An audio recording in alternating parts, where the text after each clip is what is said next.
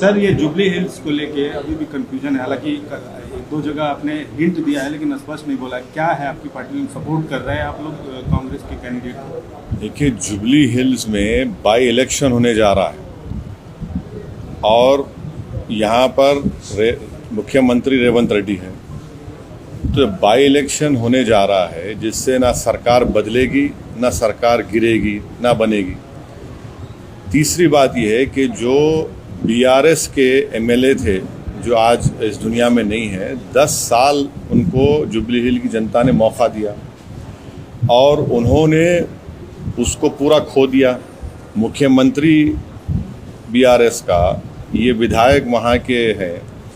आप जुबली हिल के नाम से लोग समझते हैं कि बड़ा पॉश इलाका है, ऐसा नहीं है। बहुत स्लम्स है और वहाँ पर हर वार्ड में कोई डेवलपमेंट का काम उन्होंने नहीं करवाया, बल्कि उनके दौर में कई लोगों पर तकालीफ दी गई, कई लोगों को डराया धमकाया गया और ख़ुद उन्हीं के पार्टी के कई लोग विधानसभा छोड़ के चले गए थे। तीसरी बात यह है कि डेवलपमेंट के नाम पर वहाँ पर वोट पड़ना चाहिए। चौथी बात यह है कि हम अपना कैंडिडेट नहीं खड़ा कर रहे हैं वहाँ पर, एमआईएम पार्टी का कैंडिडेट नहीं होगा, बावजूद इसके कि 2 वार्ड में हमारे म्यूनसिपल कॉरपोरेटर कामयाब हुए वहाँ पर। और हमारा जुबली हिल की जनता से अपील यह है कि ये बाई इलेक्शन है, कोई सरकार गिरेगी ना बनेगी। हम जुबली हिल के 3,98,724 वोटर से ये अपील करते हैं कि आपने 10 साल बीआरएस के एक उम्मीदवार को मौका दिया। वो बीमार थे 2023 के विधानसभा के चुनाव में और बीमारी की हालत में भी गैर ज़रूरी बीआरएस ने उनको अपना कैंडिडेट बनाया, मगर अब की बार वो एक जुबली हिल की डेवलपमेंट के लिए तमाम वोटर से अपील कर रहे हैं कि वो एक नौजवान नवीन यादव को अपने वोट दें ताकि वो जुबली हिल में डेवलपमेंट ला सके। नहीं, सुन, फर्क है कैंडिडेट। सवाल ये उठ रहा है, सुन, सवाल उठेंगे, उसका नहीं है, मगर आपको पार्टी का जो फैसला है वो सुना रहा हूँ। पार्टी का फैसला यही है। और आखिरी बात, बीजेपी का वोट परसेंटेज बढ़ गया। कैसे बढ़ा?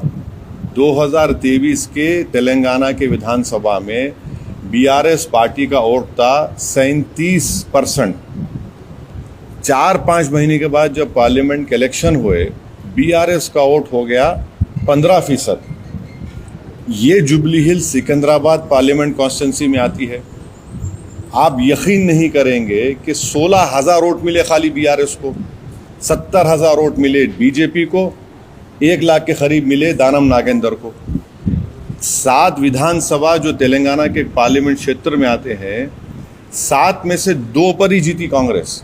एक नामपल्ली जहां से एमआईएम का एमएलए था और जुबली हिल्स। तो ये जनता को ये देखना है, बीआरएस का वोट गिर चुका है, बीजेपी का वोट बढ़ा है और इसीलिए पार्लियामेंट के चुनाव में एक भी एमपी बीआरएस का नहीं कामयाब हुआ है। तो अभी 2.5-3 साल बाकी है सरकार को। तो इससे इसको इस तरह से आप लोग राय को पहाड़ मत बनाइए।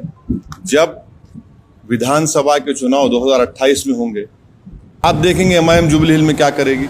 सर, लेकिन अभी सवाल ये उठ रहा है कि आप जो है बिहार में कांग्रेस को हराने की बात कर रहे हैं, यहाँ कांग्रेस को सपोर्ट कर रहे हैं। नहीं, देखिए, तो अच्छा सवाल है।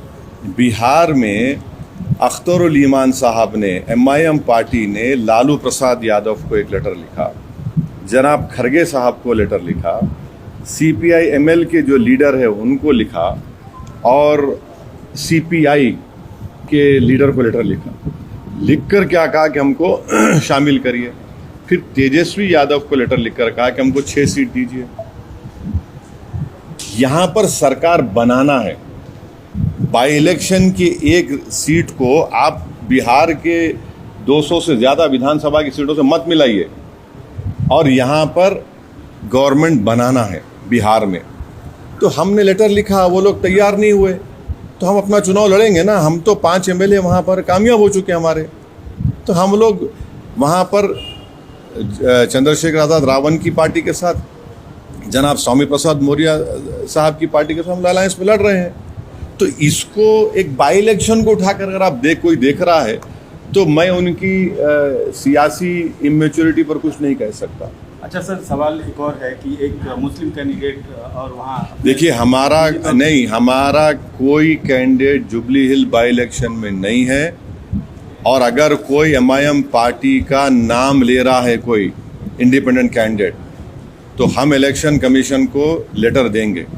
ना हमारे वीडियोस में फोटो इस्तेमाल करना, ना हमारा कोई नाम लेना, और अगर ऐसा कोई हमको बताया गया है उसका हम प्रूफ के साथ ईसीआई को अब कंप्लेन करेंगे। नहीं, आप क्योंकि माइनॉरिटी की तरफ से एक तरह से इस चुनाव में रिप्रेजेंट कर रहे हैं, उनको सपोर्ट कर रहे हैं, एक माइनॉरिटी लीडर के खड़े होने छोड़ दीजिए ना, वो छोड़, ऐसे बहुत लोग आते हैं, आते रहेंगे, उससे फर्क नहीं पड़ता। ऑफिशियली जो हमारा स्टैंड है वो चुका है, बोल चुके हैं आपके सामने। अब कोई गलत इस्तेमाल कर रहा है, अब बाज़ लोगों को क्या होता है कि ये लोग खुद में इतनी सलाहियत नहीं होती है, तो ये गैर ज़रूरी के हमारी तस्वीर को कोई वीडियो निकाल के आउट ऑफ कंटेक्स्ट लगा देना, ये गलत है।